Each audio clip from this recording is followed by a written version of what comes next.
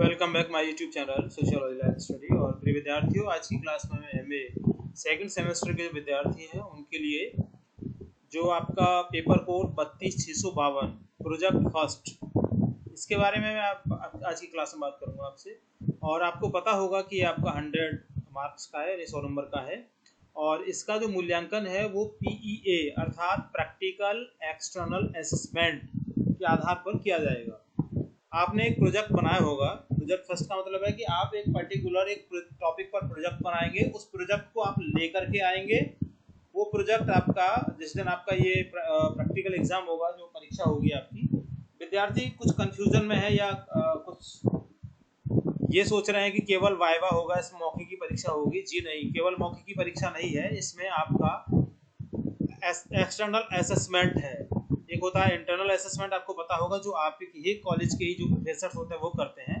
और ये आपका एक्सटर्नल असेसमेंट है जो आपके प्रोजेक्ट पर आधारित होगा, जो प्रोजेक्ट आपने बनाया है। Paper code 32,652। क्या करना है आपको? इसमें प्रोजेक्ट बना करके लेके जाना है।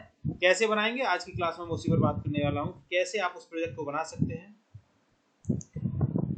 तो ये यहाँ पर जो कुछ टॉपिक्स मैंने यहाँ पर दिए हैं, कौन कौन से टॉपिक इसमें हो सकते हैं जिन पर आप अपना प्रोजेक्ट बना सकते हैं। प्रोजेक्ट है जो इसके टॉपिक हैं, उसमें देखिए पहला है सोशल मीडिया का युवाओं पर प्रभाव। ये सारे के सारे जो टॉपिक है उसमें आपका पर्सपेक्टिव सोशल होना चाहिए। दूसरा है ग्रामीण महिलाओं का सशक्तिकरण। तीसरा है संयुक्त एवं एकल परिवार का तुलनात्मक अध्ययन। बेरोजगारी एवं युवाओं की सामाजिक स्थिति। डिजिटल शिक्षा का सामाजिक प्रभाव। महिला शिक्षा एवं सामाजिक परिवर्तन।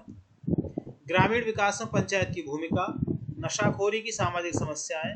वृद्धावस्था की सामाजिक समस्याएं और पर्यावरण संरक्षण के प्रति जन जागरूकता। इन समस्याओं के अतिरिक्त भी आप कोई और भी टॉपिक लेकर के आप अपना प्रोजेक्ट बना सकते हैं। ये आप अपने कॉलेज के डिपार्टमेंट से संपर्क कर लें और वहां पर उसको देख लें, उनसे बात कर लें।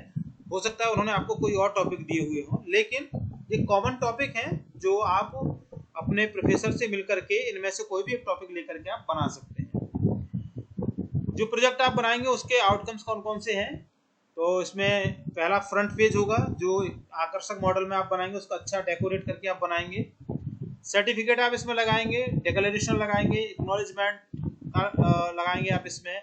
इंडेक्स होगा यानी कंटेंट्स आपका, introduction, then objectives of the study, review of literature, research methodology, data analysis, findings, suggestions, conclusions, bibliography and questionnaire. ये आप उसके कंटेंट्स होंगे। अब आप देखिए जो पेपर कोड है आपका 32,652, जिसकी आपकी एग्जाम होने वाली है, उसमें एक पहला जो टॉपिक मैंने आपको दिया था, टॉपिक था इसमें युवाओं पर सोशल मीडिया का सामाजिक प्रभाव, एक समाजशास्त्री अध्ययन। अभी मैंने आपको बताया था, यहाँ पे दोबारा से ये फिर यहाँ पे मैंने लिख दिया है। पहला फ्रंट पेज थोड़ा आकर्षक और रंगीन बनाएंगे आप। उसमें सर्टिफिकेट, डिक्लेरेशन, एक्नॉलेजमेंट, इंडेक्स, परियोजना का परिचय, अध्ययन की आवश्यकता एवं महत्व, उद्देश्य, परिकल्पना, साहित्य समीक्षा, शोध पद्धति, अध्ययन क्षेत्र का परिचय, आंकड़ों का प्रस्तुतिकरण, आंकड़ों का समाजशास्त्री विश्लेषण, निष्कर्ष, सुझाव, उपसंहार यानी कंक्लूजन, संदर्भ ग्रंथ सूची, बिब्लियोग्राफी, और लास्ट में क्वेश्चनियर, जो जिसके आधार पर आपने इसमें डेटा को कलेक्ट किया है। ये सब आप इंडेक्स में लिखेंगे, ठीक है। इसके बाद आते हैं, ये फ्रंट पेज मैंने बनाया है और ये आप समझ भी रहे होंगे, AI जनरेटेड ये पेज है। तो आप इसको और अच्छा बना सकते हैं और अच्छा इसको आप डेकोरेट कर सकते हैं। यहाँ पर ये स्पेशली हिंदू कॉलेज के विद्यार्थियों को ध्यान में रख करके बनाया गया है कि हिंदू कॉलेज का यहाँ पे नाम है, आप अपने कॉलेज का नाम यहाँ पर लिख सकते हैं। ये जानकारी तो लगभग कॉमन ही रहेगी आपकी, ये सारी जानकारी कॉमन रहेगी, सिर्फ यहाँ पर एक कॉलेज का जो लोगो आ रहा है और ये यहाँ पर कॉलेज का नाम आ रहा है, बस यहाँ पर आपको ये चेंज करना है, कर सकते हैं आप इसको। इसके बाद आते हैं सर्टिफिकेट, प्रमाण पत्र जो लगाएंगे आप इसमें। ये होगा कि इसमें आप ये डिक्लेयर करेंगे, यह प्रमाणित किया जाता है कि प्रस्तुत परियोजना युवाओं पर सोशल मीडिया का सामाजिक प्रभाव, एक समाजशास्त्री अध्ययन, एमए समाजशास्त्र द्वितीय सेमेस्टर के विद्यार्थी द्वारा गुरु जम्बेश्वर विश्वविद्यालय मुरादाबाद के पेपर कोड 32/652 के अंतर्गत स्वाध्ययन एवं मार्गदर्शन में तैयार की गई है। डिक्लेरेशन में मैं यहाँ पर आपका अपना नाम होगा, ठीक है, यहाँ पे अपना नाम लिख देंगे। एमए समाजशास्त्र द्वितीय सेमेस्टर का विद्यार्थी या छात्र जो भी हूँ, यह सत्यनिष्ठा से घोषणा करती हूँ कि युवाओं पर सोशल मीडिया का सामाजिक प्रभाव। यहाँ पर देखिए जो टॉपिक आपका जिस पर भी आप बना रहे हैं ना वो आ जाएगा, जिस टॉपिक पर आप अपने प्रोजेक्ट को बना रहे हैं। विषय पर प्रस्तुति है project. First paper code 32/652 PEA project external assessment, ठीक है, ये असेसमेंट है, यहाँ पर थोड़ा सा मिस्टेक हो रही है, ये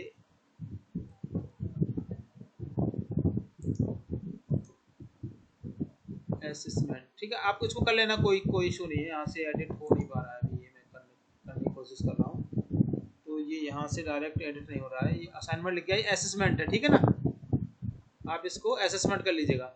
मेरा मौलिक एवं स्वप्रयास से तैयार किया गया शैक्षणिक कार्य। इस परियोजना के निर्माण में आवश्यक तथ्यों, पुस्तकों, शोध पत्रों, पत्रिकाओं, अन्य सामान्य प्रमाणिक स्रोतों का अध्ययन कर उनका उचित संदर्भ दिया गया है। प्रस्तुत परियोजना का कोई भी भाग पूर्व में किसी अन्य विश्वविद्यालय, महाविद्यालय अथवा शैक्षणिक संस्था में किसी उपाधि, डिप्लोमा या परीक्षा हेतु प्रस्तुत नहीं किया गया है। मैं यह भी घोषणा करता हूं कि इस परियोजना में उल्लेखित सभी तथ्य एवं निष्कर्ष मेरी जानकारी के अनुसार सत्य एवं प्रमाणिक है। यदि भविष्य में इस घोषणा का कोई भाग असत्य, भ्रामक पाया जाता है तो उसके लिए मैं स्वयं उत्तरदायी रहूंगा। नाम, ठीक है, स्थान, विद्यार्थी, हस्ताक्षर।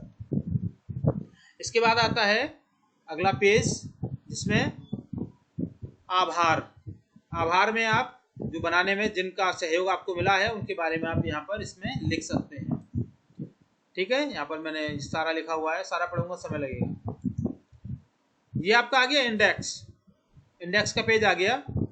इसमें पहला विषय परिचय, अध्ययन की आवश्यकता, अध्ययन का महत्व, समस्या का प्रतिपादन, उद्देश्य, परिकल्पनाएं, साहित्य समीक्षा, शोध पद्धति, डेटा विश्लेषण, निष्कर्ष, सुझाव, संहार, संदर्भ सूची। अध्याय 1 उसका परिचय, ठीक है।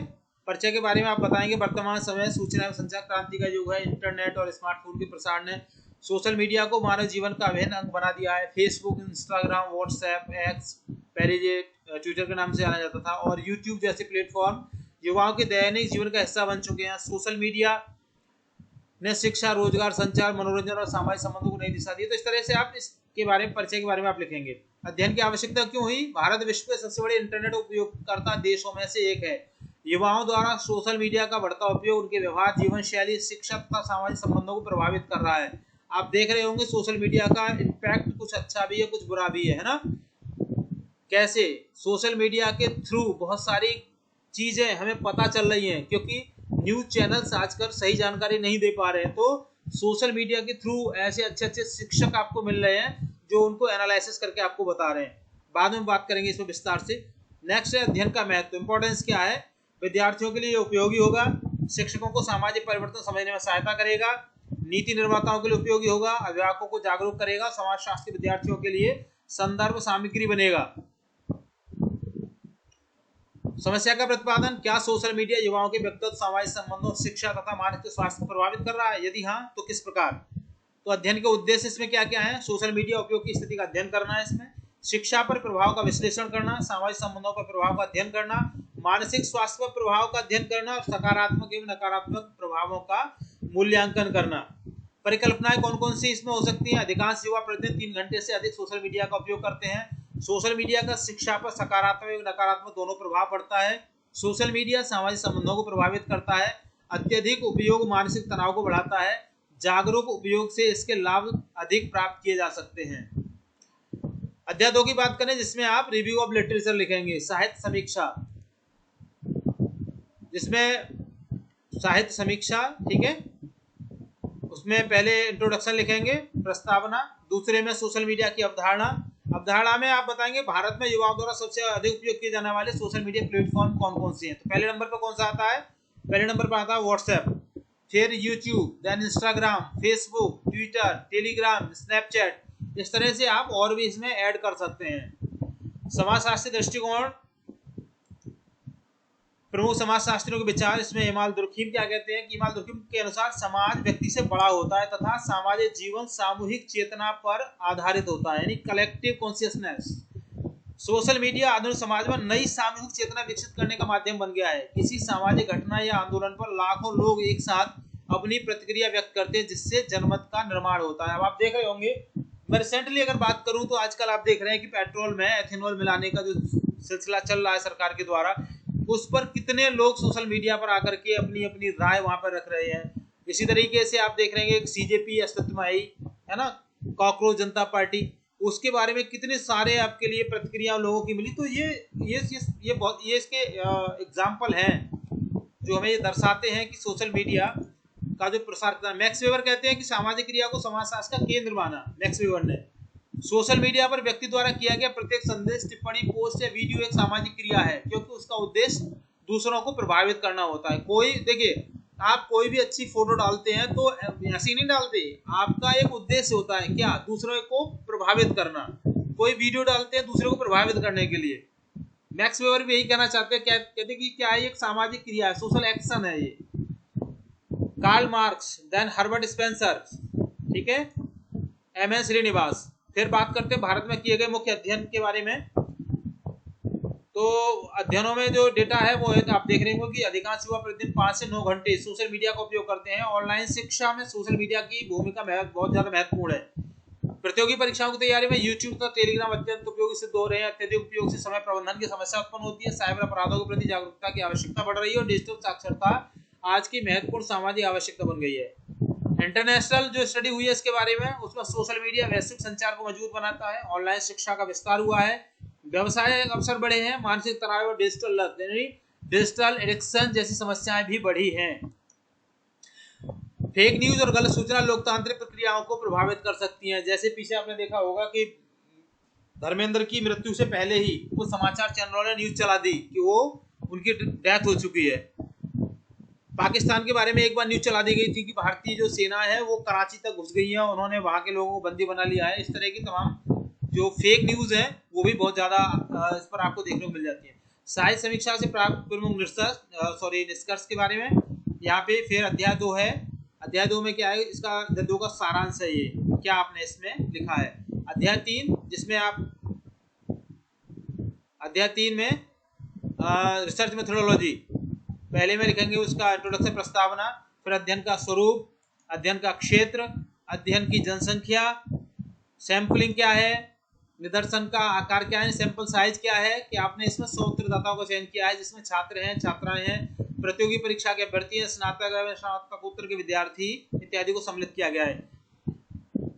डेटा के सोर्स क्या है, प्राइमरी सोर्स में क्वेश्चनियर है, इंटरव्यू है और प्रत्यक्ष अवलोकन है। द्वितीय जो स्रोत है सेकेंडरी डेटा में पुस्तकों से लिया गया है, शोध पत्रों से, शोध प्रबंधों से, सरकारी रिपोर्टों से, इंटरनेट स्रोतों से और पत्र पत्रिकाओं से। तथ्य संकलन के उपकरण में क्या क्या इस्तेमाल किया गया है, संरचित प्रश्नावली, साक्षात्कार अनुसूची और प्रत्यक्ष अवलोकन। अध्ययन के प्रमुख वेरिएबल्स क्या है, इंडिपेंडेंट वेरिएबल्स में सोशल मीडिया का उपयोग, डिपेंडेंट वेरिएबल्स में शिक्षा, सामाजिक संबंध, समय प्रबंधन, मानसिक स्वास्थ्य और पारिवारिक संबंध। व्यक्तित्व विकास, डेटा विश्लेषण की विधि में प्रतिशत विधि, सारणीकरण, वर्गीकरण, तुलनात्मक अध्ययन और समाजशास्त्रीय व्याख्या। अध्ययन की सीमाएं, प्रत्येक शोध की कुछ सीमाएं होती हैं, इस अध्ययन की भी कुछ सीमाएं हैं। जैसे अध्ययन केवल 100 उत्तरदाताओं तक ही सीमित है, क्योंकि ये प्रोजेक्ट है, कोई पीएचडी नहीं है। उत्तरदाताओं को उत्तर उनकी व्यक्तिगत धारणाओं पर आधारित है। अध्ययन सीमित भौगोलिक क्षेत्र में किया गया है और समय एवं संसाधनों की सीमाएं इसमें रही है। एथिकल कंसिडरेशंस की बात करें हम तो शोध कार्य के दौरान निम्नलिखित सिद्धांतों का पालन भी किया गया है। उत्तरदाताओं की गोपनीयता बनाए रखी गई है। किसने क्या कहा, इसको यहाँ पर सार्वजनिक नहीं किया गया है। सभी उत्तर स्वैच्छिक रूप से प्राप्त किए गए हैं। किसी भी उत्तरदाता पर उत्तर देने का दबाव नहीं डाला गया है और प्राप्त जानकारी का उपयोग केवल शैक्षणिक उद्देश्य से ही किया जा रहा है। चैप्टर नंबर 3 की बात करें हम तो यहाँ पर चैप्टर नंबर 3 का यहाँ पर कंक्लूजन लिखा है, ये कि आपने क्या किया है। फिर चैप्टर नंबर 4 इसमें डेटा का प्रेजेंटेशन है और उसका एनालिसिस है।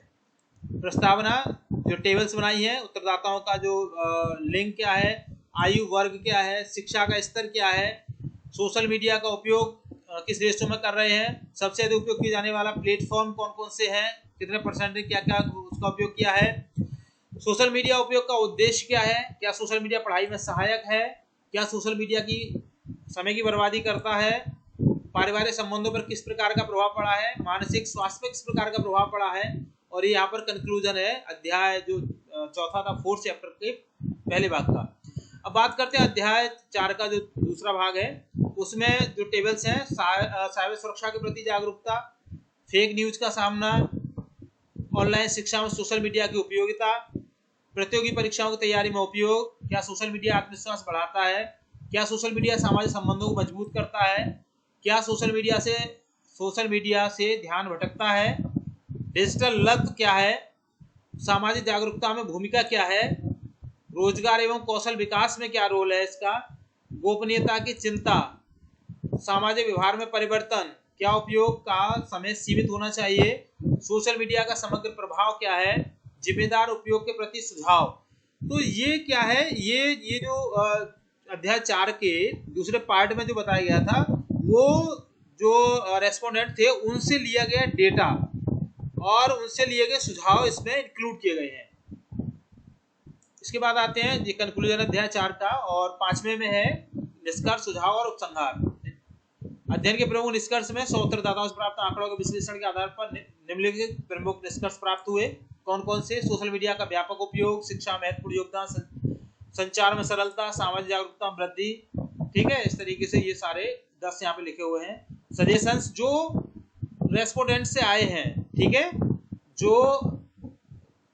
जिनका हम जो डेटा में सैंपलिंग में जो हमारे पास थे उत्तरदाता, उनसे लिए गए जो सुझाव है वो यहाँ पर इंक्लूड किए गए हैं। विद्यार्थियों को प्रति सोशल मीडिया उपयोग के लिए समय सीमा निर्धारित करनी चाहिए। ठीक है, ये इस तरीके से 10 ये लिखे हुए हैं। इसके अलावा बहुत सारे और भी सजेशन इसमें मिले थे, लेकिन समय और प्रोजेक्ट की लिमिटेशन को ध्यान में रखते हुए सब किया गया है, तो केवल यहाँ पर 10 लिखे गए हैं। कंक्लूजन में यहाँ पर इसको कंक्लूड किया गया है।